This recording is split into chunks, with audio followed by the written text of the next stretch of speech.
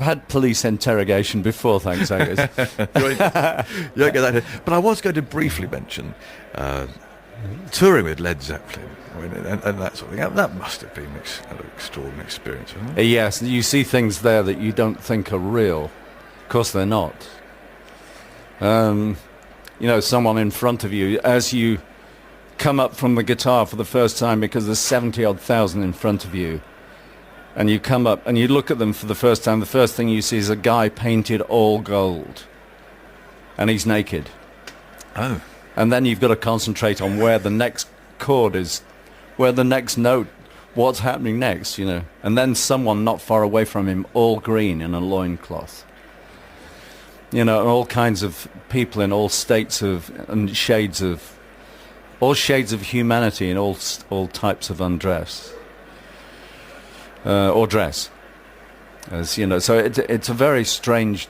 That was a very strange experience, but getting into such a state that actually Robert Plant has to tell me not to throw a TV out of the window as I've got it in my hands, like it was almost de rigueur to do that. But of course, we both looked over the balcony. We're 9 floors up, and he said, "See that car down there?" I said, in my stupor, I said, "Yeah." He said, "Belongs to Elvis." Oh. So I thought, Best not. Okay. So I turned around with the TV and put it back. Yeah. But anyway, I've seen things you people wouldn't believe. but presumably you've seen them one day, and then you've gone off and seen it all again the next night. And how on earth do you? Well, that's why it happens the next night, because if you're in a hotel chain, particularly if it's the same room. So making it different is part of the culture. Yeah, it's part of this. And by making it different, you mean destroying it? Yes, altering it slightly, altering, it's kind of another view through the doors of perception. You've seen banned from hotels all around the globe, haven't you? Yes, it's. Oh no, they're coming again, right? And close their doors. But we don't have to get into this kind of seedy stuff now, do we, John? Oh, it's great. I'd rather talk about this than Dennis Liddy scoring 73 not out. And tying girls to bedposts and stuff. Well, yes, let's not go there. No, we're not going to go there. But it's quite an interesting thought anyway. But let's quickly, seamlessly seg away from that. Do you think we can be seamless after We can, and we're going to talk about Sachin Tendulkar, who actually we're all looking forward to watching back this afternoon, aren't we, Roy? Yes. When perhaps he'll get out and he'll traipse back over there. Yes. And the song will be then become apposite. Will you sing it for him? When an old cricketer leaves the crease. Yeah. Do you think he's old enough? He's 38. Yes. I think probably is. He's got a few more innings left in him. Yeah, no, actually, it does feel as though it was the absolute right song to sing today for those guys, yes. Dravid, Tendulkar, because give them their credit, they are great players and they're great men. Yeah.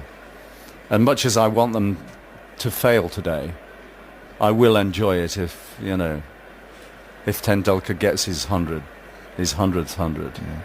How's that for an astounding? Extraordinary. It is extraordinary. Yeah, isn't it? There's something about these people who just have they do live on a different plane to the rest of us. That somehow they thrive on this big stage, they thrive on the pressure, they thrive on that big event, and whereas other people of lesser talent would be, cowed by the prospect of coming out here today on a Saturday at Lord's and with just 100 needed, and he's never got even halfway there before on this ground. But somehow Sachin Tendulkar is someone, and people like him, Ian Botham in the next door box, for instance, would be empowered by that sort of occasion. Yes, rather than and cowed by it. as a performer you are, because after a while because you see the crowd in front of you, and it's almost sort of like red rag to a bull. It's sort of, yes, it's this again, and lovely, how brilliant, how are you people, fantastic. But I wonder, with him coming out here today, he must see crowds 4 times this size in India. You know, and this must be like a sort of minor event almost. Oh, this, we can go out. I can go out. I know what you mean. I've seen grounds in India fill up as soon as word gets out that it's coming out. And pressure. Yeah. Huge amounts of pressure, you know. Here are the umpires. Yeah. What are we going to do? Probably just in time. Can I comment on the first ball? Do you want to?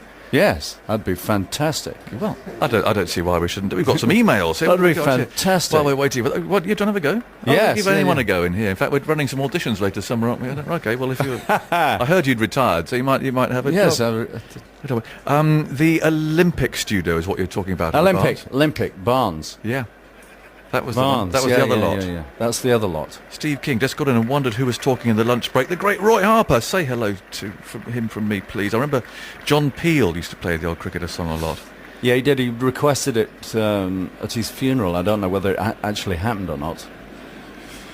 But then both Sir Ian and Lord David have both used it on documentaries. Have they? Theirs, yeah. Yes. So we'll take you around to meet them in a minute. David normally has lunch with me on a Saturday. So have you had lunch with David Gower before? No. Oh well.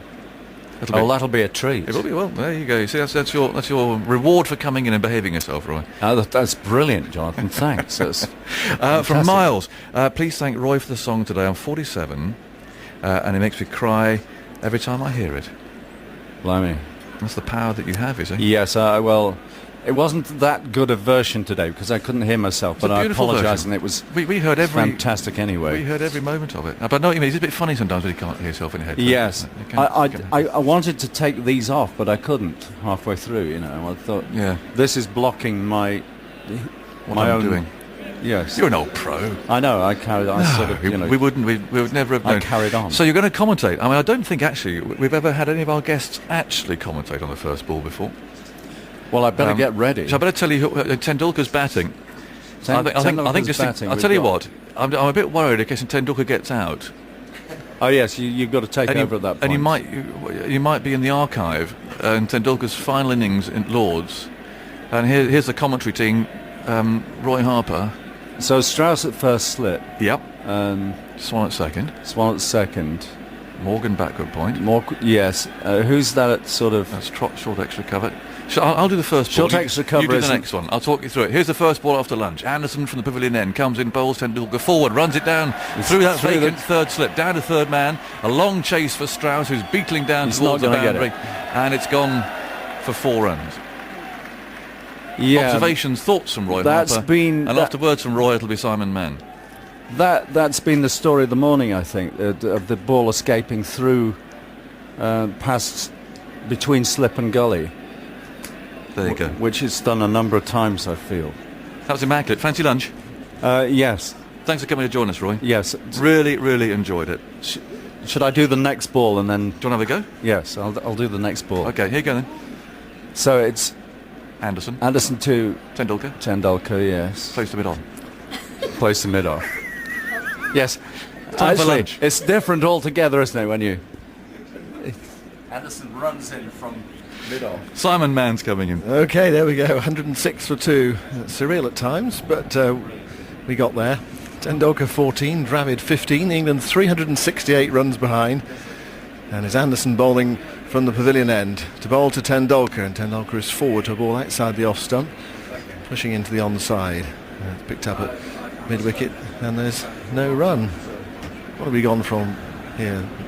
Ridiculous to the sublime. It's still tough and all. Do fairy tales happen in sport? That's